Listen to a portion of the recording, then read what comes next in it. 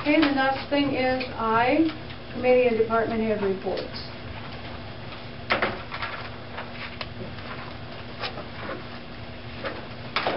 We had a Kids World board meeting a week or so ago, and there's an upcoming appreciation dinner there.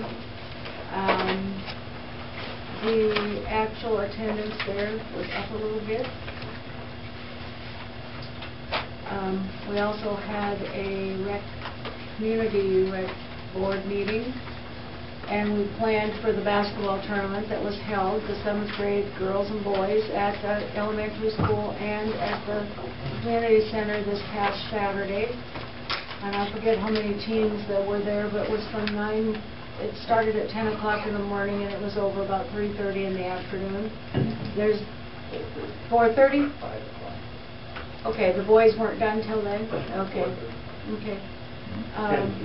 And I believe I had to leave. Who was the final winner for the boys? It was between Harlan and Sac City, Harlan, and the girls were Carroll. Okay, and there was a trophy that was given out, and there's several other of these that we are going to host throughout the winter months, and it is done for a fundraiser for them, for the community center. And it was well attended, and we had a lot of good comments, and for the first time ever doing it, it went fairly well, I think. And we are having a meeting this Thursday to go over what we could do better or things that we need to improve on before the next one. Also, we're talking about having a challenge, and it's just in the talking stations right now. Talking station, I don't know what I meant by that. Anyway, we're talking about having a challenge with like ProLiant and Evapco and the hospital and Lytton, the VT, and like maybe give them like some walk to Las Vegas or something like that and get a corporate some kind of thing going on there. We're trying to get more activities going on. There is an after-school program on Thursdays, and there's been quite a few students showing up for that. We are also having, well, right now the Ironman Fitness is going on, and something that hardly anybody knows about is Monday, Wednesday, and Friday there's Get Fit Sac, and it's open to families, moms and dads and children, and there's exercises at all levels for anybody that wants to come. And we're having roller skating coming up when the school has roller skating. So there's a lot of things going on. The Fine Arts Council is undertaking the Simon Estes concert, which will be April 28th as a Wings program that Simon Estes, the internationally famous opera singer, will be coming to SAC, and he'll spend a day in the schools as well as have a public performance. And there will be funds raised for subsequent distribution of musical scholarships to the East Sac County schools. Fundraising is presently going on. Our goal is approximately $15,000. We've come up with $4,000 now, so you'll probably be hearing some of that in the near future. Wish anyone that can to be able to support that. There will be tickets on sale coming up. And there is a meeting for the Simon Estes group that's coordinating this. It's not just the Fine Arts Council, but there are other volunteers working on the project as well. So anyone interested too could certainly contact Brandy Ledford at the library or me or anyone else on that committee. So just wanted to bring you up to date on that. Just got a question for John. On our parking tickets for the overnight parking, and you keep pretty current with that. I mean, they watch that and they are taking them. Yeah. Pretty current. I've had a couple of guys complain that there's been vehicles parked and never nothing done. Yeah, I mean, every now and then, guys get busy. We don't pay the overtime for them to stay out. So, I tell them just go in. But, yeah, majority of the nights, yes. Okay. While on the subject here of the snow thing, you're issuing tickets for snow removal, right? Or something on sidewalks. You said that. What are you doing with properties that have no people who live in? Yeah. We serve them, and then we have to wait 7 days. And then when Tom has time, he goes and scoops them. And then it gets just like mowing, when they don't mow their grass, then it gets put to their taxes. I was just thinking, for example, the house down the street, the corner from me, And I'm not going to lie, there's some that gets missed. I mean, it's hard. Yeah, there's a bad one over across from the middle school by, and I saw the postman go in there, and he was walking in snow up to his knees. On Main Street. No, I'm sorry, I can't think of the street. Behind but the school? The school faces this way in this street, and then at the school corner, there's one that goes this way, and Okay. it's this cross street. I'm trying to think of Robin this. Street. Yeah. Oh, that's the one. Right, I think that's one I called on. That's an owner. bad. It's an owner in another town. Right, it's not, Yeah. nobody lives in the house, but Yeah. it goes almost all the way Yeah. down the block. I was just curious. Yeah, and like I said, there's some that do get missed. The sidewalks are so off and on in town. You know, you can go some bit, there's some, Rolling hard. then it's missing. You know, so once we get a good snow, it's harder for us to remember where they're all. I was just like Yeah. that property down at the corner from my hill, Mhm. you know, the couple left. Oh, kind of, yeah. I'll work on that though. I was just, Yep. you know, I was just curious. What was, and why I'm bringing that up here, what do you think about the snow ordinance here while we're working on the snow? You probably know more about it, like what it is or what. The parking, or you mean for the ticket and tow and that? I guess The my... date, I'm talking about the dates. We've been through this and then... Every council. Well, I was just, Yeah, you know. I mean, there just was wanted one to- year I had it to go on the agenda in April, Yeah. or was it March? And then, what do you know, that day it snowed, so I had, we could discuss it, but... All right, well, I was just curious. Yeah. Because, well, like April 15th, there's a lot of times people are out in that corner right now. I agree. You know, I that agree, seems to be yeah. kind of a long, drawn out affair there. I think it's more so when we had that in neighborhood when it was middle April and they had death and there were a lot of cars there, and I think I just called John.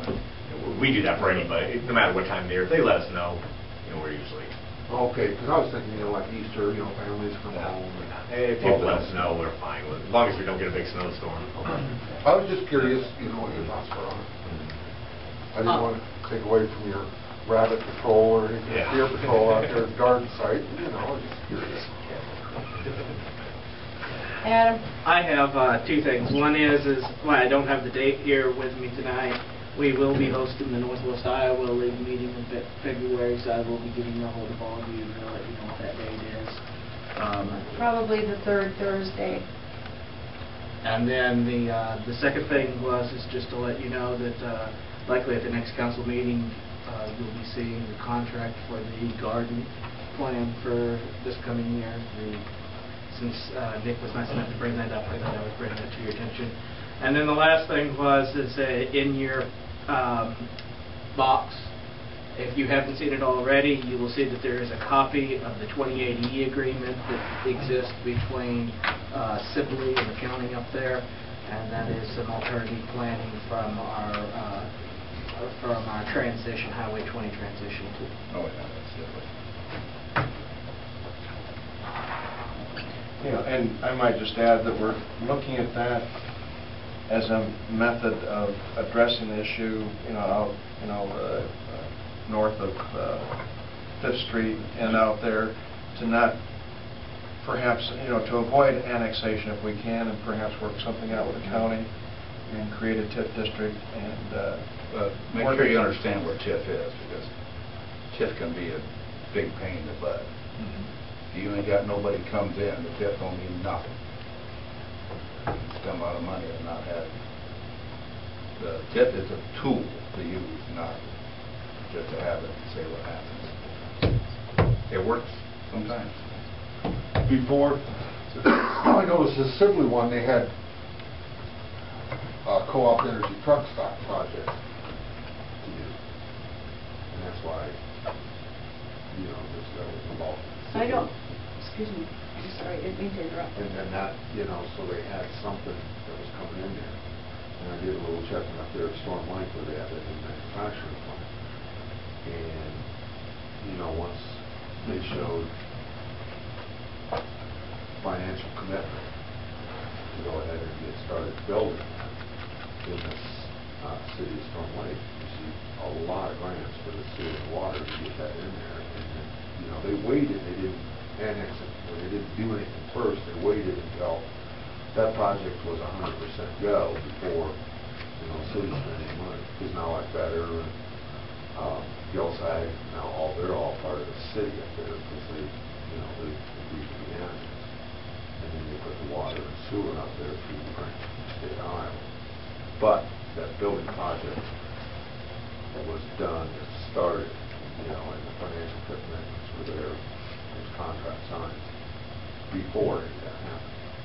If anybody were thinking about doing something, I think it's good to let them know we're open to looking at, you know, I believe we need to let them understand that we have something in mind to work with them. I don't know how you go about that, but I think that's very important.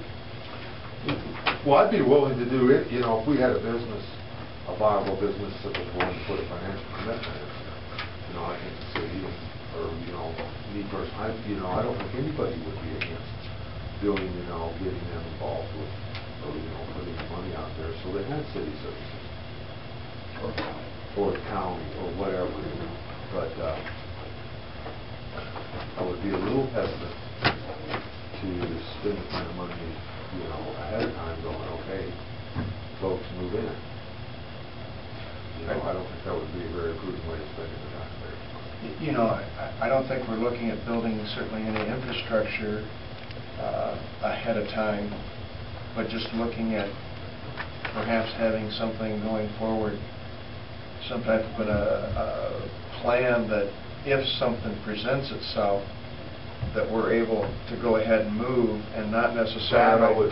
That would be... Right, so that if business A comes and says, we would certainly like to come here, and we have nothing in place or any plans or anything, this would be more as an outline that, yes, we have discussed this, and yes, we have talked to the County Board of Supervisors, and this is kind of what we're thinking. And then, you know, general thought would be, you know, not to be spending any money in anticipation of something, but to have plans in line in the event that comes about. Well, I could definitely see sitting down and making sure there's a plan in place that didn't involve, you know, taxpayers' money until, you know, something actually, you know, showed up, or, you know. But as to, you know, I would hate to be liable or have the taxpayers of the town liable for any monies for a project until there was a business flowing there.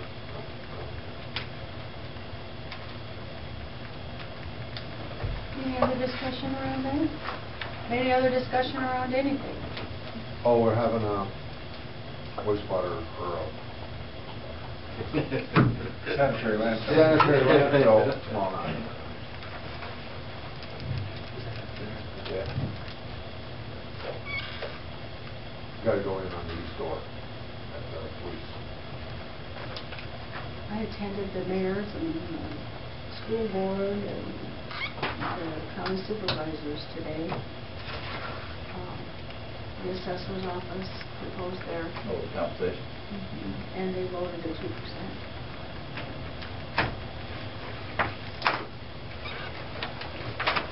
Move to adjourn. Second. Call for a vote? Councilman Moore? Yes. Hampton? Yes. Frederick? Yes. Bernie? Yes. Thank you. Thanks, Sandy. You know, and those points will be well taken. I mean, I don't want to, you know... Right, all that is, you've got somebody that pays all the taxes, so they don't push it up, but